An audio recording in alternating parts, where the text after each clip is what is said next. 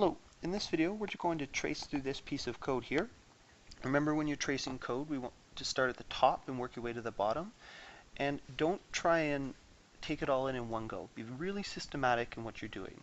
Because though the questions right now might be at a level where you can kind of look and figure it out without really being strategic about it, as the questions become more challenging, having a good strategy from the start is going to help you tackle those problems. So we start at the top. X gets the value of 6, y the value of 12, and z the value of 20. And then we have a conditional statement here. So if math.pow x comma y is less than or equal to z. So math.pow, we're going to substitute in here. That's going to give me 6 comma 12. So what that is saying is, expression A is 6 to the 12 less than or equal to 20?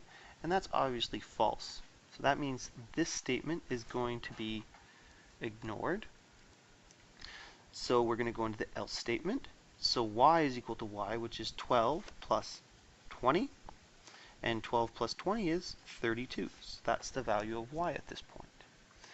So now we're going to say is x mod 2 equivalent to 0. So what that is saying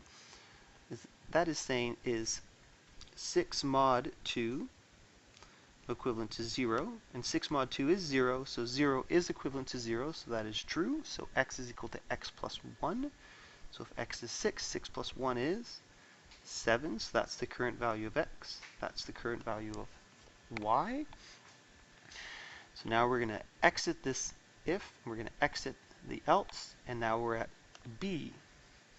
So expression b.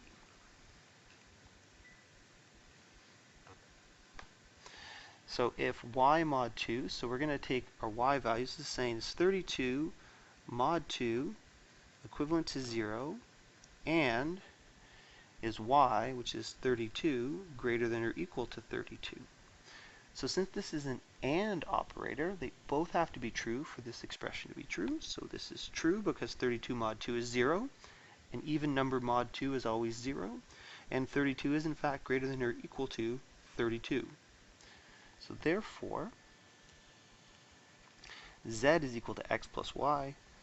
So if our x has the value of 7 and y has the value of 32, 32 plus 7 equals 39.